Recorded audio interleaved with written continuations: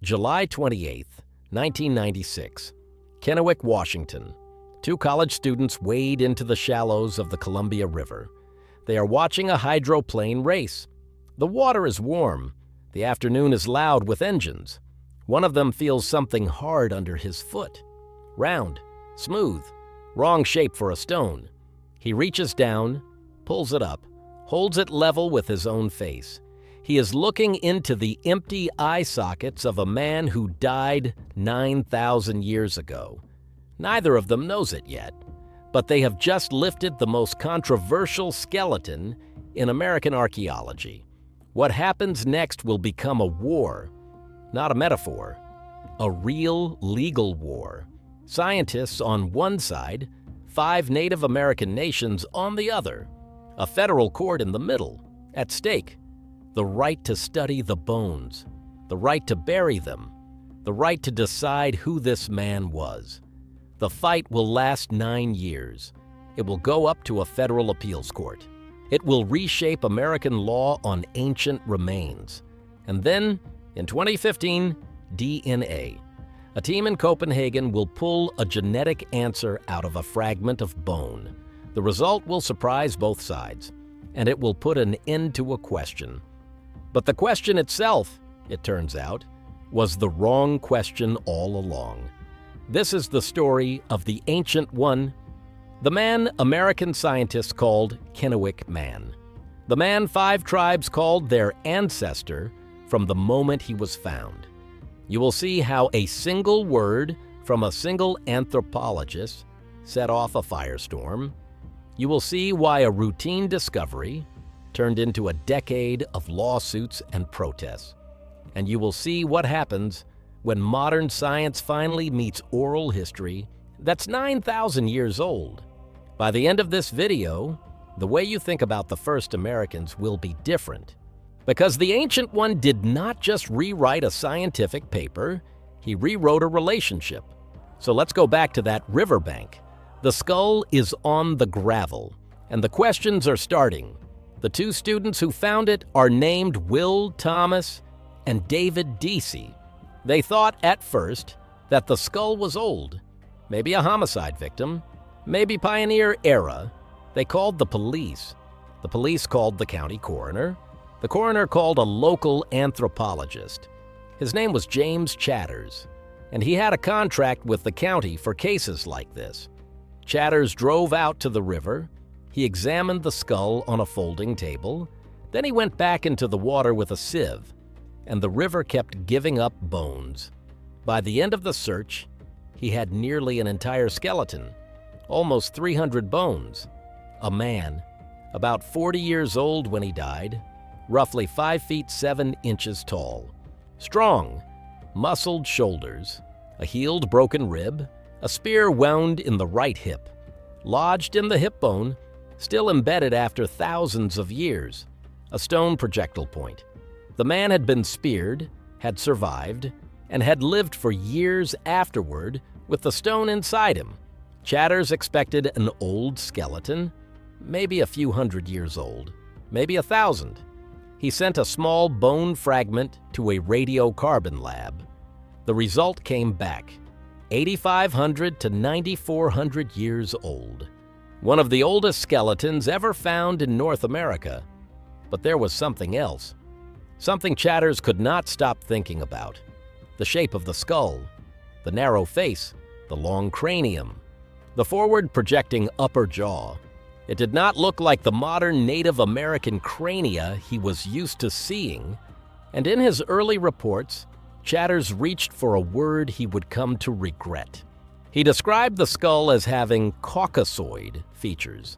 He meant it as a technical term. But the public did not hear it as technical. The public heard it as European. Suddenly, the local news had a story. A 9,000-year-old white man in Washington state. The story spread. Fringe theorists ran with it. So did several mainstream papers. If a Caucasoid man was here 9,000 years ago, who was here first? The implication was poison, and it landed exactly where it would do the most damage. Because the discovery had happened on land, managed by the U.S. Army Corps of Engineers. And federal land meant a federal law applied, a law passed only 6 years earlier, NAGPRA, the Native American Graves Protection and Repatriation Act. The law was clear: ancient human remains found on federal land, culturally affiliated with a tribe, must be returned. 5 tribes claimed the Ancient One: the Umatilla, the Acama, the Nez Perce, the Colville, and the Wanapum Band, all of them in the Columbia Plateau, all of them with oral traditions placing their people on this river since the beginning of time. For them, the question was not complicated. He was an ancestor. He should be buried. But there's something stranger here, something we'll come back to. Remember that projectile point in his hip. The Corps of Engineers prepared to hand the skeleton over to the tribes for reburial, and then 8 scientists filed a lawsuit to stop the transfer, to study the bones. The lawsuit argued that NAGPRA didn't apply, that 9,000 years was simply too long. No living tribe, the scientists said, could prove a direct cultural link across that gulf of time. The case became Bonnickson versus United States. It moved through the federal courts for years, and while the lawyers fought, the bones sat in a locked room at a museum in Seattle, sealed in cardboard and plastic, studied by no one, returned to no one, suspended. If you're enjoying these forgotten chapters of American prehistory, stay with us. There's more coming on this channel about the deep past of this continent. In 2002, a federal judge ruled in favor of the scientists. In 2004, an appeals court agreed. The ruling, 9,000 years was indeed too deep a span. NAGPRA, the court said, did not apply. The bones were not, in legal terms, Native American. They were prehistoric remains, open to study. For the scientists, this was vindication. For the tribes, it was something much worse. It was a federal court telling them, in essence, that their ancestor was not their ancestor, that the river they had lived on since memory began was not, in legal terms, theirs deeply enough. Armand Minthorn, a religious leader of the Umatilla, said something that cut to the heart of it. He said, "We know our history. It is passed down to us through our elders. We do not need science to tell us where we came from." But the legal door was now open, and starting in 2005, scientists came in. A team led by physical anthropologist Douglas Owsley of the Smithsonian began the work. They measured every bone. They scanned the skull. They studied the teeth, the wear patterns, the fractures. They reconstructed how the man had moved, what he had eaten, where he had traveled. They published thousands of pages. A massive scientific volume came out in 2014. Their conclusion, based on cranial measurements, was striking, and it reignited the controversy. The skull, they wrote, did not closely resemble the crania of modern Native Americans. Its closest matches, statistically, were with the Ainu of Japan and Polynesian populations of the Pacific. To some readers, this seemed to suggest that the Ancient One was not Native American at all, that the first Americans were not the ancestors of today's tribes, that someone else came first. The implication was electric, and as it turned out, completely wrong, because cranial measurements have a problem. Skulls change shape over thousands of years. They change with diet, with climate, with population shifts, with genetic drift. A 9,000-year-old skull and a modern skull from the same lineage can look surprisingly different. What was needed was something cranial measurements could not give: genetic data, direct ancestry. And in the early 2000s, ancient DNA was finally becoming possible to extract from very old bones. A small sample of the Ancient One's hand bone was sent to Copenhagen, Denmark, to the lab of Eske Willerslev, one of the world's leading ancient DNA scientists. Willerslev had already shocked the field by sequencing the genome of a Siberian boy from 24,000 years ago. Now he turned his lab on the Ancient One. The work took months. The bone was fragile, the DNA was degraded, but it came. Strand by strand, the genome assembled itself on a screen in a Copenhagen office. In 2015, the result was published in the journal Nature, and the answer was unambiguous. The Ancient One was Native American, genetically, unmistakably. By every measure of ancestry, the analysis could apply. He was more closely related to modern Native American populations than to any other group on Earth. And among those modern populations, his closest genetic affinity was with the Confederated Tribes of the Colville Reservation, one of the very tribes that had claimed him as an ancestor for 19 years. The skull shape, it turned out, had simply changed. 9,000 years of drift, 9,000 years of adaptation. The cranial measurements had not been wrong exactly, they had just been measuring the wrong thing. The face had changed, the bloodline had not. In the Copenhagen lab, the science had finally caught up to what the tribes had been saying since 1996. He was theirs. He had always been theirs. The reaction, on every side, is worth pausing on, because it tells you something about the whole 9-year war. The scientists who had pushed hardest to study the bones, in many cases, welcomed the result. They had wanted to know. The DNA had told them. That was, for many of them, enough. The tribes, for their part, did not celebrate the discovery as a victory over science.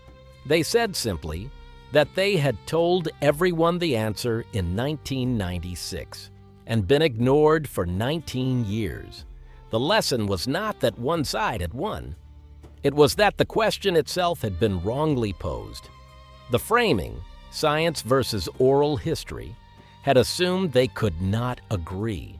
In this case, they had agreed all along.